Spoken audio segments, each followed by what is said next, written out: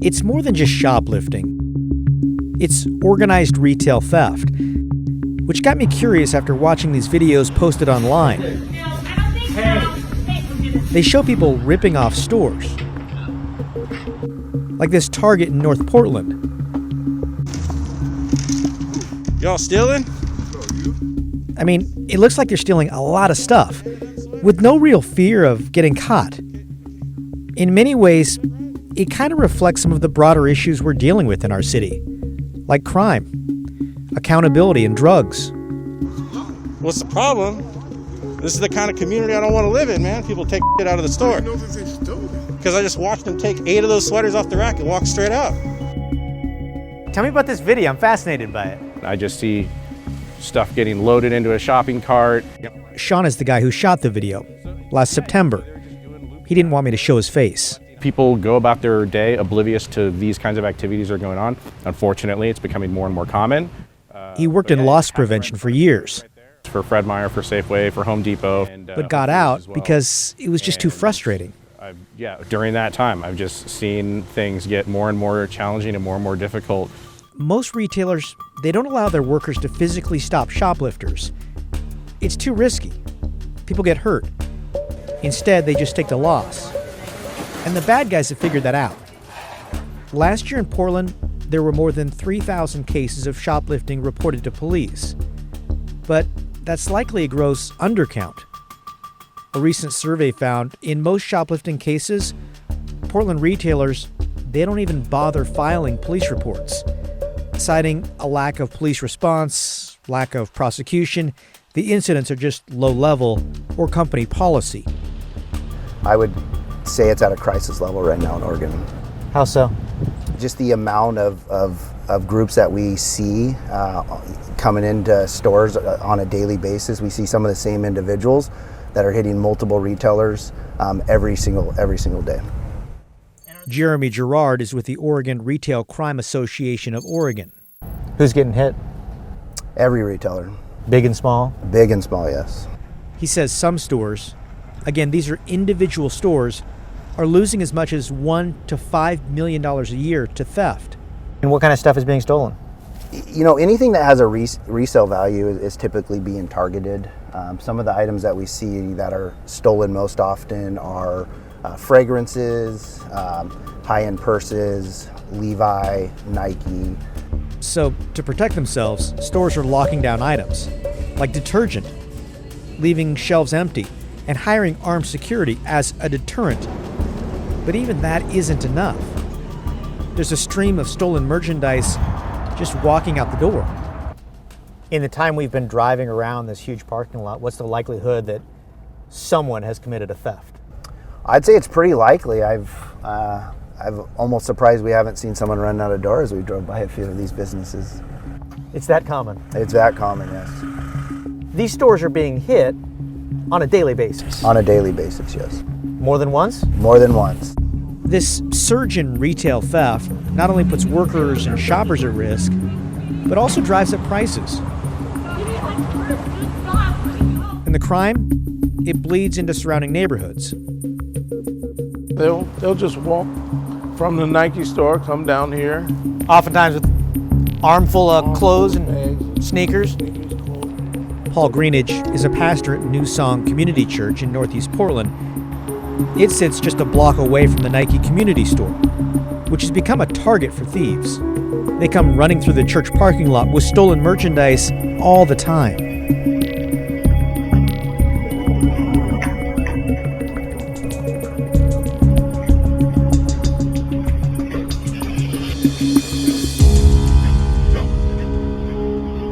What's your reaction when you see those videos? Holy cow. Did they really do that? I'm a little, it's like... Because it's so blatant. Yes, exactly. I was going to use the word brazen. It's like, really? The pastor believes this crime, retail theft, it tears at the fabric of our community. It seems like this cuts deeper than just shoplifting. Well, I think it speaks to the general idea that when the law is in place to help people do the right thing, and when the law is broken and it's not enforced, I think that's our problem. And so the people that are breaking the law have been given a free pass. The solution? Retailers say they need more help from police, basically more officers. And prosecutors have got to go after shoplifters. Plus, there need to be tougher laws. And they make another important point here. We're not talking about people stealing food to survive. This is organized retail crime. It involves people stealing merchandise to be resold. Over the years, police have busted some major crime rings that move from store to store or city to city, which does raise an interesting question. Where's all this stolen merchandise going? I mean, just sitting outside the Nike store, we've seen all kinds of people walk right by security, then run off with armfuls of clothing right off the rack, and shoe boxes as many as they can hold. And it's coordinated, right? There's cars oftentimes sitting waiting for them as a getaway. Look at this guy right now. Go. Here we go.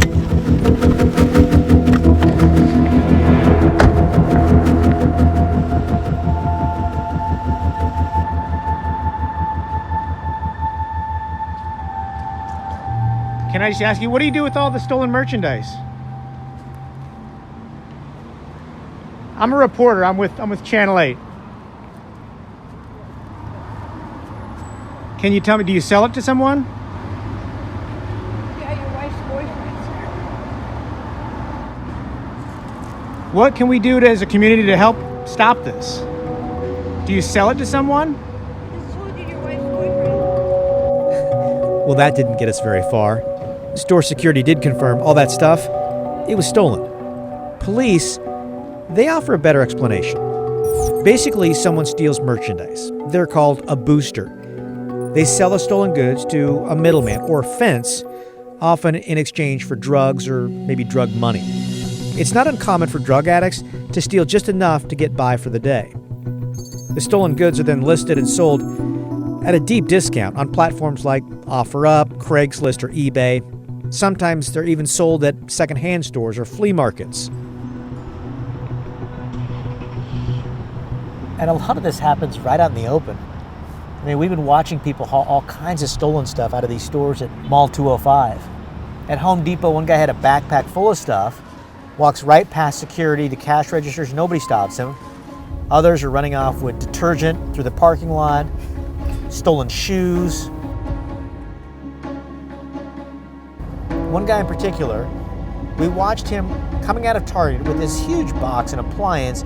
He goes over to some other vehicle and they talk for a while, so we decide to follow him. Well, next thing you know, they're walking down the street with the appliance. They end up at some different store, another retailer, where they unload it. And it's this cycle that has neighbors, retailers, and police all really frustrated.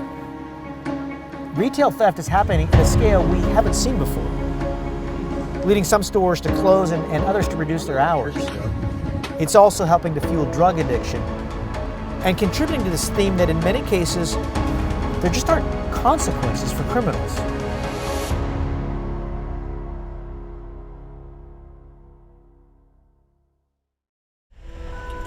It's 8:58 on a Wednesday morning, Never know when they're gonna wake up. and shoplifters are already stealing. But it's insane. Portland police officers are conducting a retail theft mission to crack down on this citywide epidemic, when suddenly, a suspected shoplifter takes off from the Mall 205 parking lot in southeast Portland in a stolen truck. An officer throws spike strips. Just spiked it and then it lost control. Get code 3 medical. Oh, it just... It's gonna go westbound on Burn, but it lost control. The driver crashes, then goes running, but doesn't get far. She's facing felony charges. Inside the truck, We found a whole bunch of stolen property from Target, mostly. police recover a bag full of clothing, tags still attached, along with cosmetics. But yeah, it's those creams and the nail stuff. I mean, it's worth a lot of money. The 24-year-old woman admits she sells stolen goods to anybody willing to pay. The retail brand is $10, you get it for $5. Of course you're gonna want that, you know? She explains shoplifting is a way to feed her fentanyl drug habit. I could just be standing around outside smoking a cigarette And I have people come up to me asking, literally every 9 out of 10 people ask me, hey, do you do blues? Hey, do you need blues? And Blues as in fentanyl. yeah, as in fentanyl pills. There is a direct connection between shoplifting, retail theft, and fentanyl. Is that right? Yeah. Citywide, retailers complain theft has risen to new levels in Portland. Shoplifting has become more frequent and brazen. Videos show thieves stealing armloads of merchandise and walking right out the front door with no fear of being caught. This rampant theft has driven some stores to close or reduce their hours. Most retail insurance doesn't cover the losses. It's an economic impact on especially small businesses. Stephen Lynn, owner of Under You for Men, says on average, his downtown Portland store is hit by shoplifters more than a dozen times a week. And unlike most retailers, he's not afraid to chase them. And we had a reputation in the community that you don't shoplift here. Now that reputation is totally gone. They know it's pretty much okay to shoplift. We have to put a stop to it. So do you think in some ways it's emboldened criminals to commit more crime? Oh, absolutely. We have situations where a shoplifter will actually just say, you're not going to prosecute me, I'm not going to go to jail. And in most shoplifting cases, that's true. Data obtained by KGW shows, so far this year, the prosecution rate for misdemeanor petty theft cases in Portland, which include shoplifting, is 46%. That means less than half of the Theft 2 or Theft 3 cases sent to the Multnomah County DA's office by police are charged. Most cases are dismissed. And the criminals, they seem to understand they're unlikely to be prosecuted in Multnomah County compared to other jurisdictions. This is an actual recording of a phone call between a woman being held in the Washington County Jail on theft charges and her boyfriend. Do you want to fight it or what? Well, I mean, if it was in Multnomah County, like, you would have got released already. It's up. I know. It's because it's Washington County. And when this suspect, arrested on theft charges, realized he was in neighboring Clackamas County, Where are we going? Clackamas County Jail. You ever been there? What? You ever been to Clackamas County Jail? No. Well, man, where's the line for Clackamas? Oh, man. I know, he screwed up. the data shows Multnomah County DA Mike Schmidt is prosecuting far fewer misdemeanor theft cases than his counterparts. In Washington County, the DA has filed charges in 93% of the cases, and police are referring a lot more cases. Clackamas County prosecuted 84% of the petty theft cases. Why aren't you going after shoplifting as aggressively as your counterparts? Well, we issue cases that we can prove. That's first and foremost, and that is our focus. DA Schmidt said the data only tells part of the story. You've also got to look at how many cases were referred by police, the strength of the evidence, and the outcome of those cases. The numbers are not aligned. Your issuance rate is much lower than theirs. I could issue 100% of the cases, and that might make you feel better in this interview, right? But that might be disingenuous if you don't know how all those cases end up. Am I losing cases at trial? Are cases getting dismissed down the road? So issuance is a factor, and it's an important one that we should be looking at. But you got to look at every single part of the system. Schmidt explains those cases that are dismissed are often rejected because prosecutors don't have the evidence they need. Frequently that means video, if there is video that exists, and any kind of reports from the loss prevention officers. We need all of that information to come to our office so that we can issue those cases. So what I hear you saying is in some cases retailers are the ones keeping you from prosecuting these cases? What I'm saying is that we need to make sure all of the evidence is gathered and submitted to our office.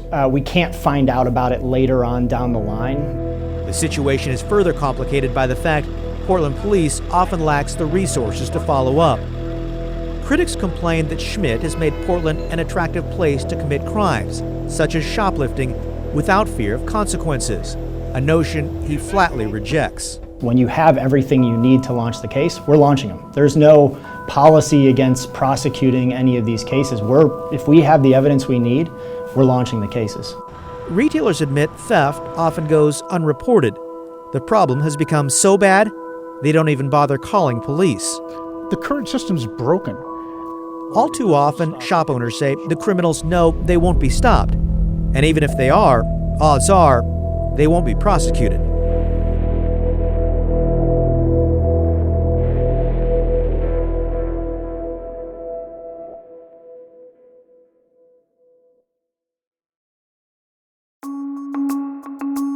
The Nike Community Store is a fixture in Northeast Portland. The retail giant stands tall among other storefronts along a busy stretch of Martin Luther King Jr. Boulevard. Look inside and you'll find racks of neatly folded Nike gear and rows of shoes, but no customers. The Nike store has been closed for more than a month, and the company won't say why. On its website, Nike said the store will be closed for the next 7 days, a message that's been repeated for weeks. Despite the notice posted online, customers show up almost every day. Usually stores let you know what's going on because customers want to know. But nothing on the door kind of leaves it suspicious. Especially when you're paying $5 for gas and then it's like, thanks. The Nike Community Store has always had an issue with theft, explained several people associated with the store. Although recently, shoplifting has risen to new levels. Criminals have become more brazen, stealing armloads of Nike merchandise and walking out the front door with no fear of being arrested. Security guards contracted by Nike admit they're forbidden from physically stopping shoplifters. It's too risky. It's obvious that they've stolen something and they're looking to unload it somewhere. Pastor Paul Greenidge of New Song Community Church has seen people flee the nearby Nike store with stolen shoes and clothing. I mean, you've been here a long time. 30-some years. 30-some years. Yeah. Have you seen anything like this? It's unprecedented. Nothing like this. KGW's analysis of Portland crime data found since 2019, the Nike Community Store has reported 437 shoplifting cases to police. Citywide, that's second only to the Mall 205 Target. Police, prosecutors, and retailers complain shoplifting, or organized retail crime, is a citywide epidemic, largely fueled by drug addiction. Over the past 4 months, several businesses have closed their doors because of crime and security concerns, including a Cracker Barrel, Stanford's, and a couple Starbucks locations. The Nike store is especially noteworthy because of its history. The credit goes to the black community. Ron Herndon, along with the Black United Front, approached Nike 38 years ago and urged the company to build its first ever factory store on Martin Luther King Jr. Boulevard, then called Union Avenue, an area once plagued by crime and violence. Many credit development that began to occur on MLK to Nike's commitment. When the Nike Portland factory store opened in 1984, it pledged to donate a portion of the store's profits to community-based nonprofits. Those who shop here and buy here, spend money here, will have a part of that profit returned back to the community. Since then, the Nike store has donated more than $1 million to the North and Northeast Portland community. In 2000, it moved to a new building after outgrowing the Nike store's original location. It's not just me. So many people in the community are proud of it. But the ongoing issues with theft has raised concerns about the store's future. What's occurring with Nike is very symptomatic of what's happening with people and organizations and businesses all over Portland. Herndon believes a lack of police resources and prosecution has allowed criminals to tear at the fabric of this community. Criminals don't care. Criminals do not care about history. Nike built this community store nearly 40 years ago to increase its involvement in the community and to help build up a troubled stretch of the city. Now, Herndon argues it needs support, fending off shoplifters and crime. Until the city comes up with an answer to this, I don't see it going away. I don't see this stopping.